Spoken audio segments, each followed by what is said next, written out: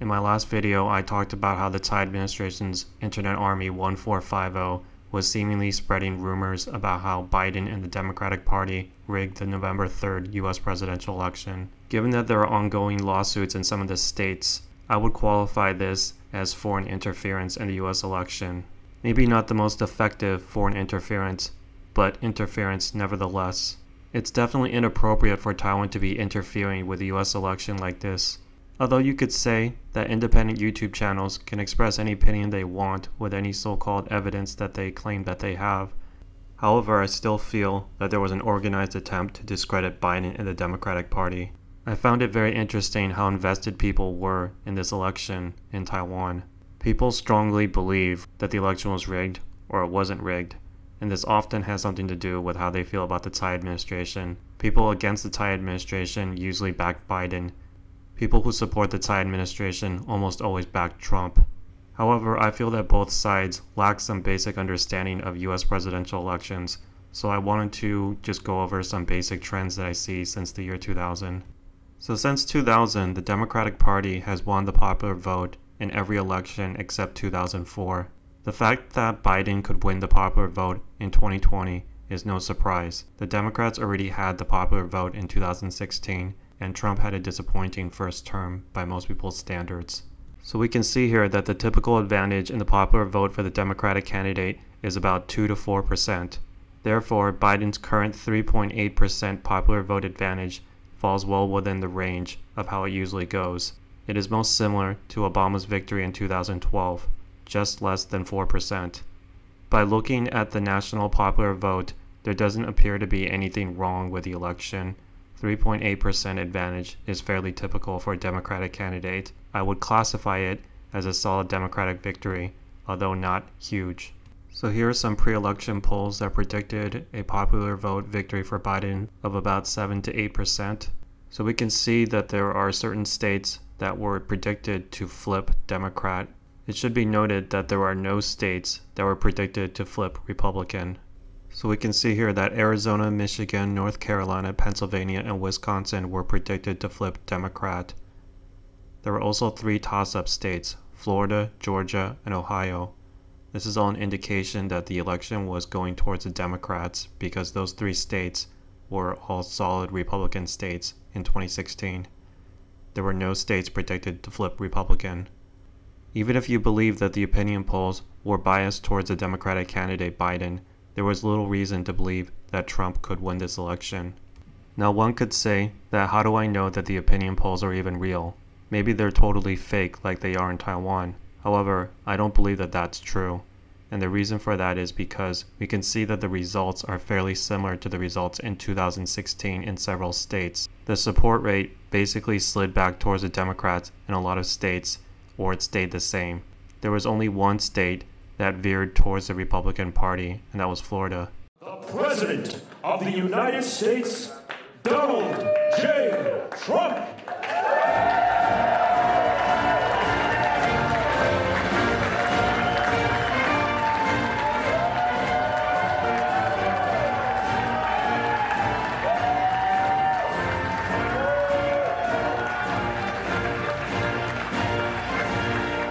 So Arizona is a Republican-controlled state, that is, the governor is Republican. However, it was predicted to flip Democrat in 2020.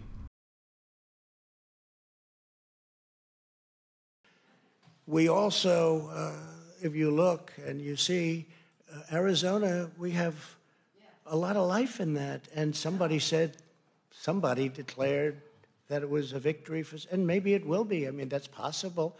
But certainly there were a lot of votes out there that we could get because we're now just coming into what they call Trump territory. I don't know what you call it, but these were friendly Trump voters. And that could be overturned. The gentleman that called it, I watched tonight, he said, well, we think it's fairly unlikely that he could catch. Well, fairly unlikely. And we don't even need it. We don't need that. That was just a state that if we would have gotten it, it would have been nice. As it stands currently, Biden did in fact flip the state. And I think Donald Trump did need to win this state because it doesn't look good when a solid Republican state flips Democrat. So in 2016, Trump had a 3.5% advantage and as it stands right now, Biden has a 0.31% advantage, which suggests a shift towards the Democrats in this state and possibly nationwide. So California is a solid Democratic state. However, I still wanted to take a look to see if the support rate had changed in the state at all since 2016.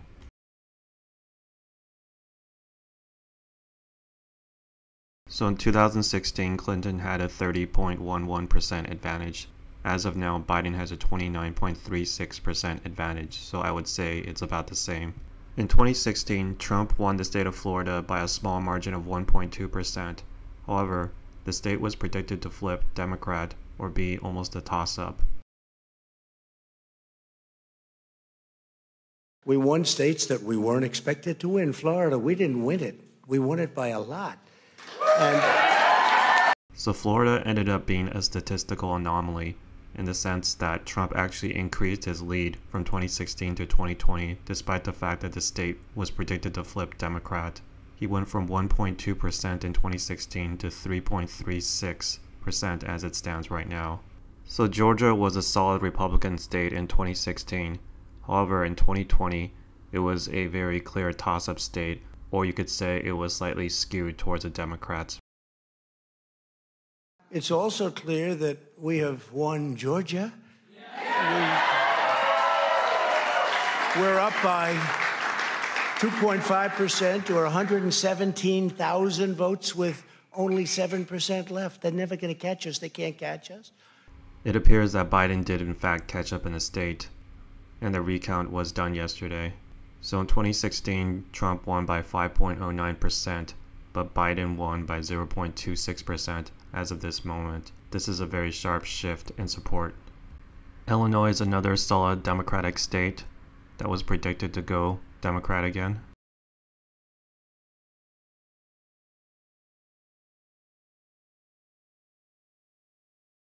So Clinton won Illinois by 17.07%, while Biden is 16.9% ahead as of this moment, so it's pretty much the same.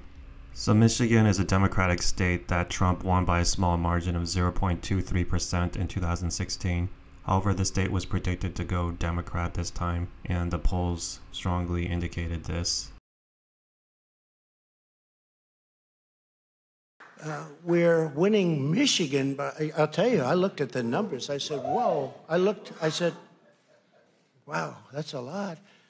By almost 300,000 votes, and 65% of the vote is in. So Biden did in fact catch up in Michigan also. So the state went from 0.23% for Trump to 2.68% for Biden in 2020. So there was a slight shift towards the Democrats in this state.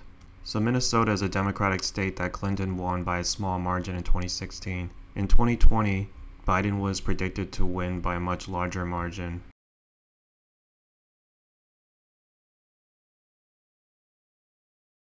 So Minnesota had a 1.52% advantage for Clinton in 2016, but went all the way up to 7.11% as of now for Biden. This is a large increase for the Democratic Party. So Nevada is a Democratic state that Clinton won by about 2.4% in 2016.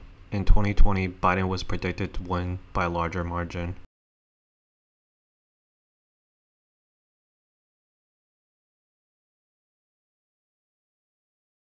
So Clinton won by 2.42%. Biden currently has a 2.4% lead, so the state pretty much has the same support rate. So New York is a strong Democratic state that Clinton won by over 22%, and of course Biden was predicted to win in the state.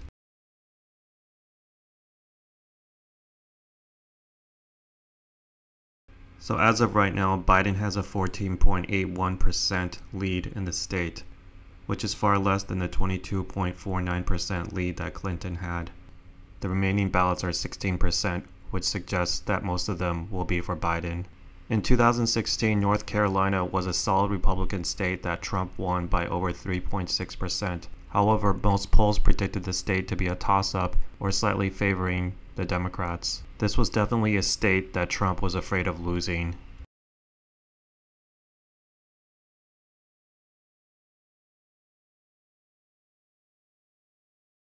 Likewise, we've clearly won North Carolina. where we're up 1.4%, or 77,000 votes with only approximately 5% left. They can't catch us. Well, Trump was finally right. Biden didn't catch him in this state. However, the support rate went from a 3.66% advantage for Trump in 2016 to just 1.34% in 2020 as of right now. This is another indication that there was a nationwide shift towards the Democrats in 2020. So in 2016, Trump won Ohio big by over 8%. However, the polls predicted either a toss-up or a Republican victory.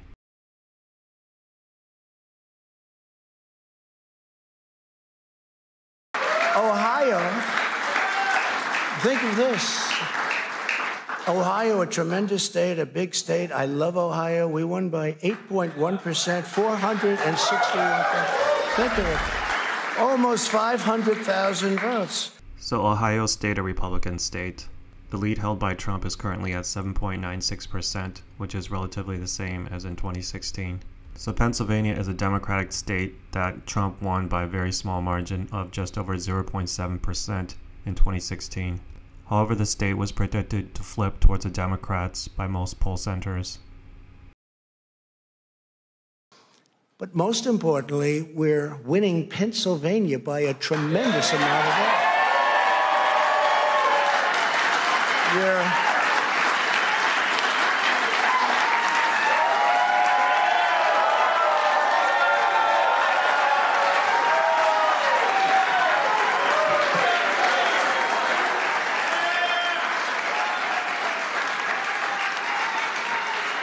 We're up 600. Think of this.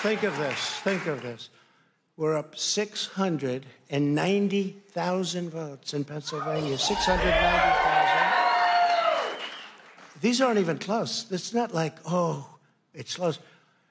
With 64% of the vote in, it's going to be almost impossible to catch. And we're coming into good Pennsylvania areas where they happen to like your president. I mean, it's like very good. So we'll probably expand that. Not exactly. Biden did catch up in this state and currently has a 1.18% lead. There are lawsuits in this state and it is definitely one of the biggest battleground states. So Trump won Texas in 2016 by nearly 9%. In 2020, the state was predicted to be a closer race, with most poll centers saying it was either going to be a toss-up or slightly pro-Trump.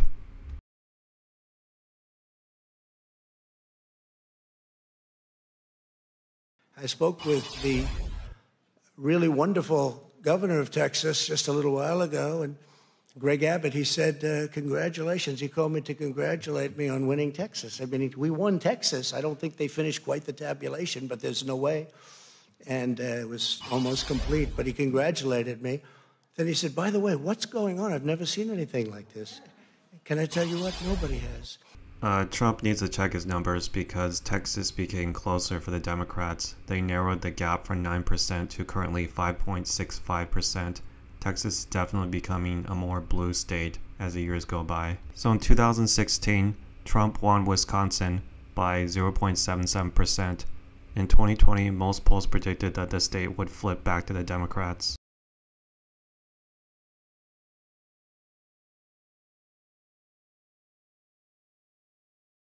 So Wisconsin ended up shifting back to the Democrats slightly to 0.62%.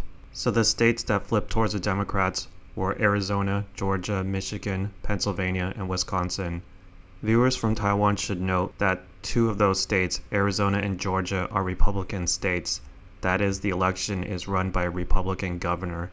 Therefore, there's little chance that Biden has the ability to cheat in those states. This is a concept that most Taiwan YouTubers seem to be missing. They don't mention that the election is run by the states and not by the federal government. This is an embarrassment to our country. We were getting ready to win this election. Frankly, we did win this election.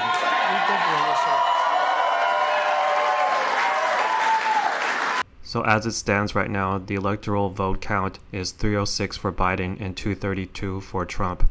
There is little chance that these figures will change. So I hope that Taiwan viewers will understand that the US presidential election is run by 50 states. Each of these elections are held separately by different governors that are not run by the central government. Biden has no way of cheating in all of the states, neither does the president. Some Taiwan YouTubers have been saying that only the ruling party can rig the election. This is not like Taiwan where there is only one province, and the Central Election Commission can actually rig the election. The US has 50 states and essentially has to run 50 separate elections. Neither the opposition or the ruling party has the ability to cheat in all of them. They may have the ability to cheat in some of them, but the results in 2020 do not suggest fraud on behalf of the Democratic Party, nor do they suggest fraud by the Republican Party. The results look fairly similar to the 2016 results, or they went in the direction of the Democrats. I find it disappointing that so many Chinese-speaking YouTubers are saying that the election was rigged without looking at the numbers and are just repeating stories from the Republican Party and Falun Gong YouTube channels. This is not responsible behavior, and there shouldn't be this many people in Taiwan writing YouTube, Facebook, and line comments saying that the election was rigged. It's kind of comical from my point of view, because they don't even understand the basics of how the US election works. They just say Biden cheated by this much. I feel that Taiwan needs to look towards their own election process first and how easy it is to undermine it.